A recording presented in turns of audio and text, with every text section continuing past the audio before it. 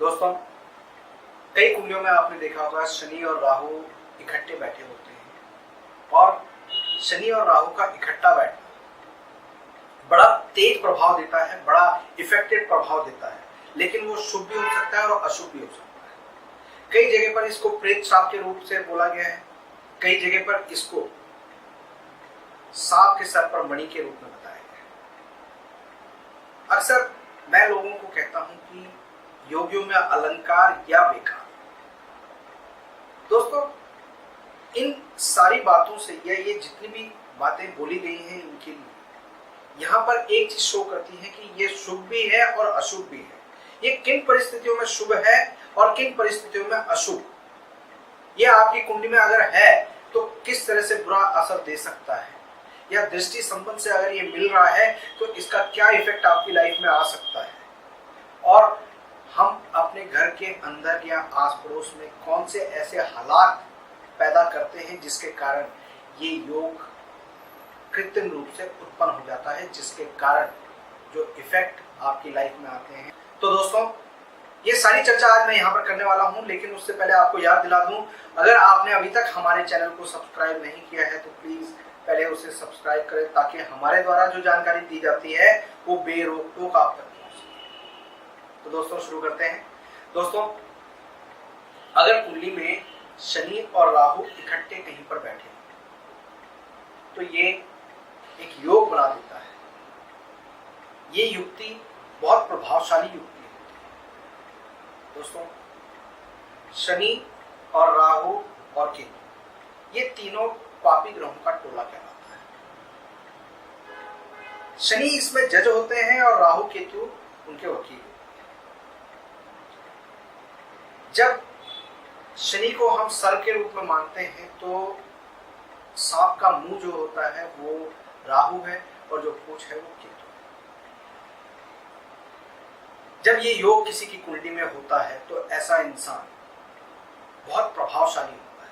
अगर इस योग को शुभ कर लिया जाए तो ऐसा इंसान अपने क्षेत्र में, अपने विषय में, अपने आस पड़ोस में और अपने समुदाय में एक प्रभावी इंसान होता है। ऐसा इंसान योगियों में योगी होता है, यानी जानकारों का जानकार होता है। लेकिन यही योग अगर खराब हो तो आपके बड़े बुजुर्गों ने बहुत नाम बनाया हो, बहुत पैसा कमाया हो, तो ऐसा इंसान उसको बेकार कर देता है, खाक कर देता है। दोस्तों, यही योग आपके घर में ऐसी सिचुएशन ले आता है जिसके कारण इस योग को प्रेत श्राप का नाम भी दिया गया है। यानी अगर ये खराबी पे आ जाए तो ऐसे इंसान के घर में आए दिन कोई ना कोई अननेचुरल डेथ होती है। अगर कोई बीमार पड़ता है तो वो लंबा बीमार पड़ जाता है, यानी साल भर, 3 महीने, 4 महीने, साल भर, 2 साल, 5 साल इंसान बेड पे, कोई मेंबर घर का दवाइयां खा रहा होता है, ट्रीटमेंट ले रहा होता है, यानी बेकार हो जाता है। वो अपनी बीमारी पर पूरे अपनी कमाई, अपने बड़े बुजुर्गों की कमाई खर्च करवा देता है।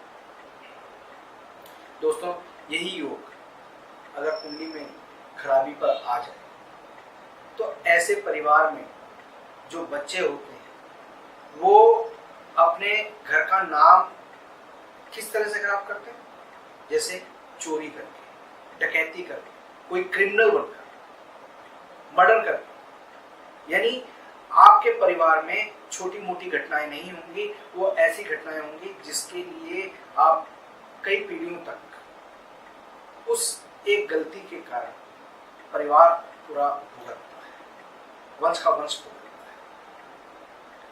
दोस्तों, जब भी शनि राहु का योग कहीं पर नेगेटिव होगा तो उसमें जो भी कष्ट आएगा वो लंबे समय तक रहेगा, चाहे वो बीमारी हो या वो रुपए पैसे के हालात हो, कानूनी अड़चन हो या किसी से दुश्मनी हो, वो पीढ़ियों दर पीढ़ियां चलती हैं या लंबे समय तक चलती हैं, जिसमें 15 साल, 10 साल आराम से बीत जाते हैं। दोस्तों, इस योग के कारण घर में आग लगना, सिलेंडर का फटना, कोई प्राकृतिक आपदा आ जाना, इस तरह की कहानियां होती हैं। घर के अंदर लोगों को वहम होता है कि हमारे ऊपर किसी ने टोना कर दिया है, किसी ने हमारा कुछ खराब कर दिया है।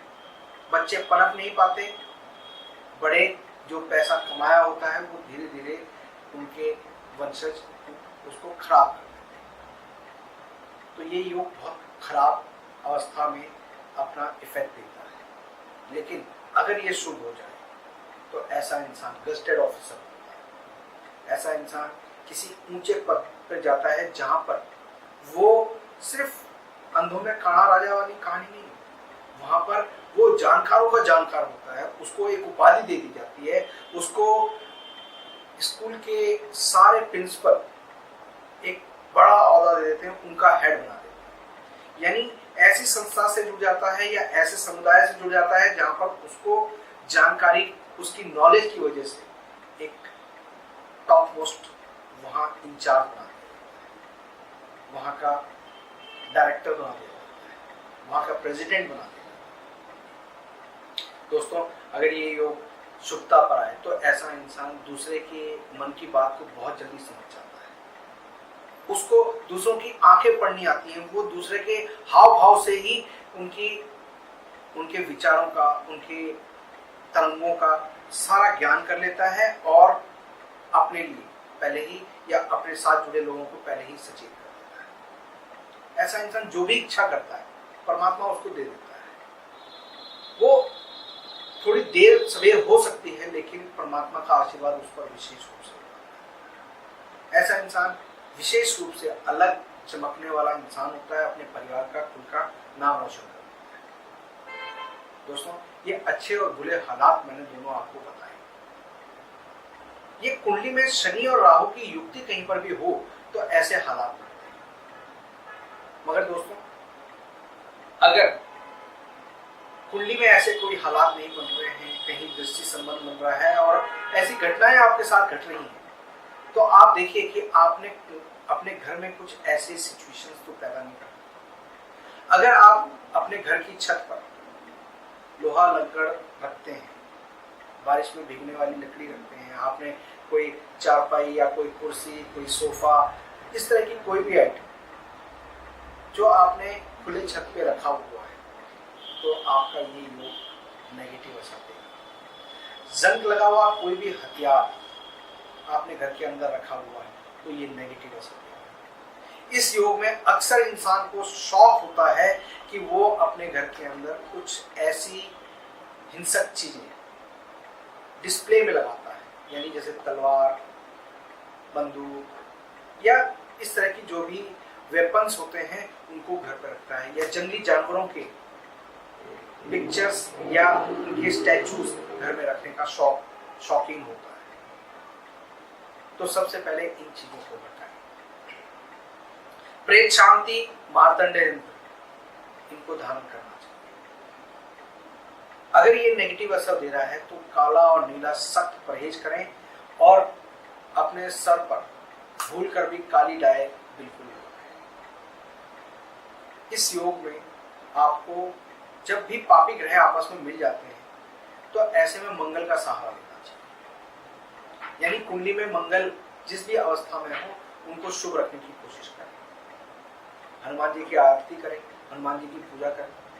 कुंडली में अगर मंगल बल ना बन रहा हो, किसी तरह से मंगल का नेगेटिव प्रभाव ना हो, तो ऐसे में आप मीठा मंदिर में दे सकते हैं, मंदिर में बटवा सकते हैं। 3 धातु का बिना जोड़ का छल्ला आपको धारण करना बहुत लाभकारी रहेगा। आपको एक ऐसे इंसान जिसकी आंखों में भूरापन हो, जो आंखें जिसकी भूरी हो, उसके साथ मिलकर कोई काम कर लेना चाहिए, उससे आपको बहुत फायदा। लेकिन वो व्यक्ति आपके लिए लॉन्ग समय पर घातक हो सकता है, इस चीज का ध्यान। उम्मीद करता हूँ ये सारी बातें आप ध्यान रखकर इस योग के नेगेटिव और पॉजिटिव प्रभाव को अपने अकॉर्डिंग कर पाएंगे। किसी भी तरह का कोई डाउट हो, कोई क्वेश्चन हो तो जरूर कमेंट बॉक्स में लिखें। लाइक और शेयर करना बिल्कुल ना भूलें। फिलहाल मैं अपनी वाणी को विराम देता हूँ। नमस्कार।